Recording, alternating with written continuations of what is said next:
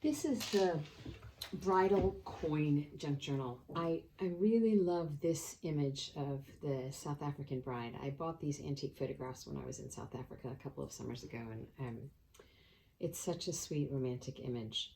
And then I put a replicated Chinese coin on the front of this one. These are antique leather books that I bought in South Africa, and I turned them into journals. The spine on them is really cool. The back of this one is really cool because it has this graphic of shoes that I ironed on the back of it. So I think it's a wonderful graphic.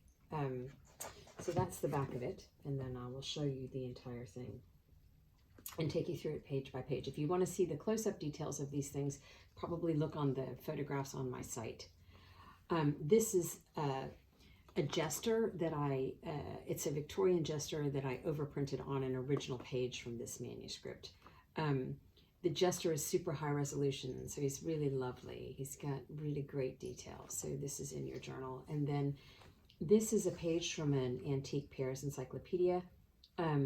It's a woman leaning backwards sort of ecstatically, and then she's got butterfly wings. I think it's a cool image. Anyway, it's part of your journal.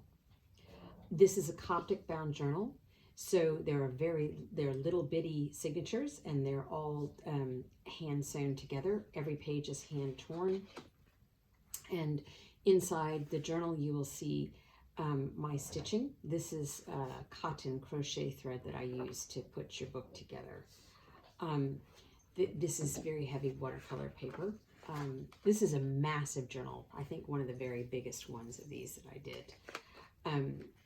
I had so much fun doing these for you. I live in Shanghai, China right now, before we're about to retire and move back to the US. But so many of these bags are from Shanghai, and I'll give you the history of the ones that I think will be most compelling for you to know about. This is handmade cotton paper that I bought here in China. I love these little stripy pages. This is a big Japanese company here in Shanghai. I love it. They do really cool like athletic wear and stuff. I don't know that that's my retail bag. I call this crunchy paper because it's got nubs on it, little bumps on it, and I love it. So it's super irregular. This bag, I know for sure that I brought back from South Africa. It's super duper distressed, and I brought it all the way home here.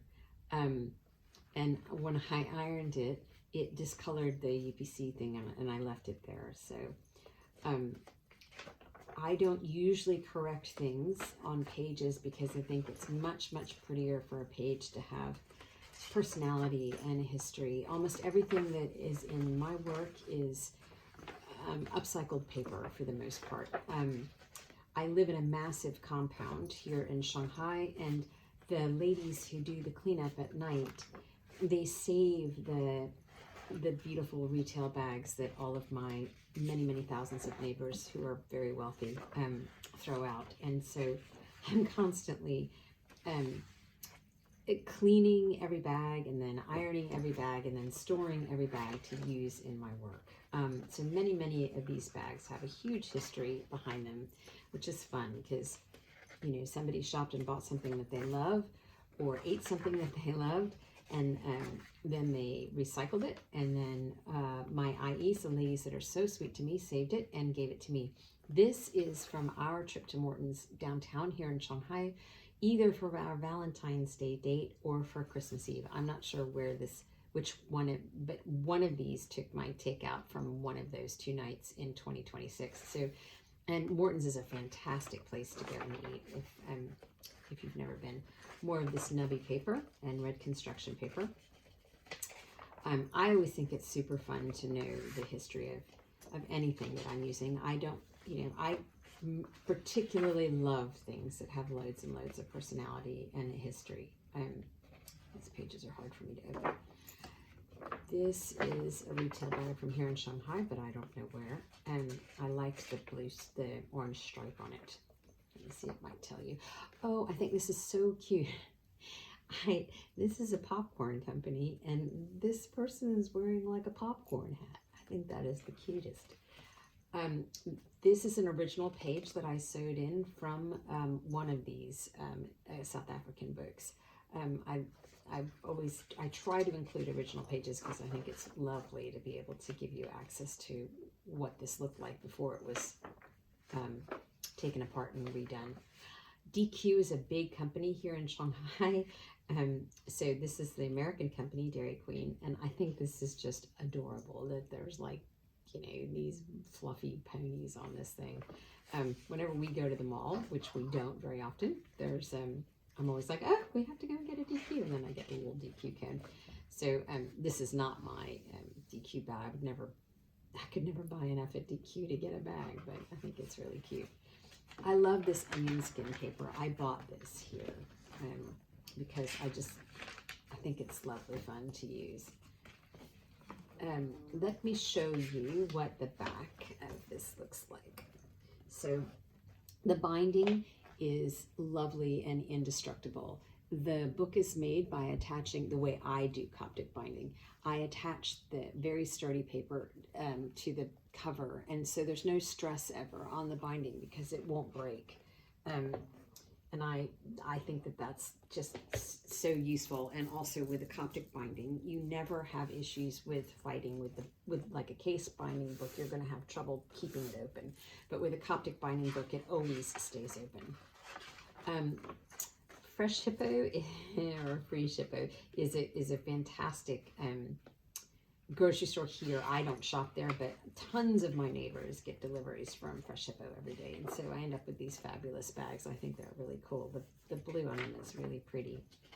More of this nutty paper. This is the French grocery store where I shop, and so all my deliveries to my flat come in these paper bags, and that's why you've got one in there. I loved the orange on this bag, and then I think it's cool that there's this maroon on the inside of the bag. I never, when there's like holes from the handles of the bag or whatever, when there's distress, I love that, and so there's lots of that sort of thing in anything that I'm building that's for sale.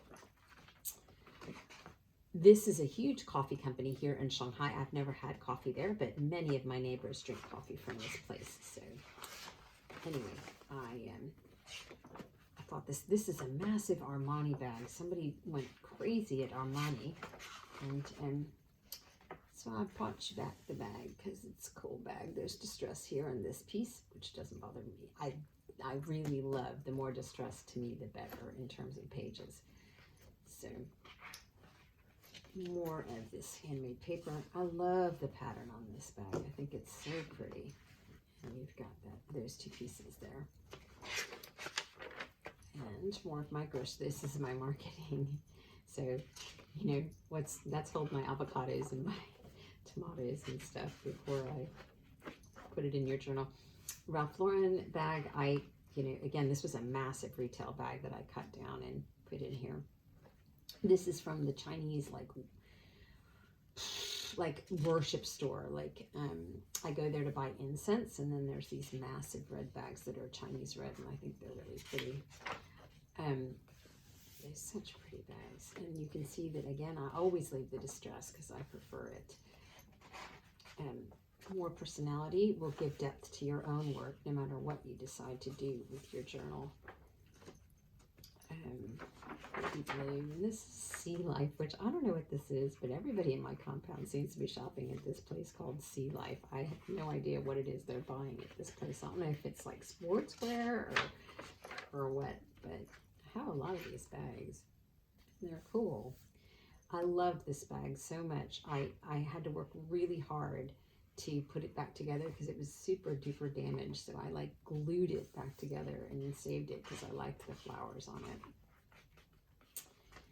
You'll see this is where I've had to glue this and to put it back together so that you've got access to it. China duty free. This is another page from the original book in pink construction paper. And almost to the back of your book. This is very heavy watercolor paper, craft paper. And then the back of your book, and then the interior is slightly embellished just with some decorative tape. And the back with this fabulous sneaker graphic. So there is the bridal coin. Journal.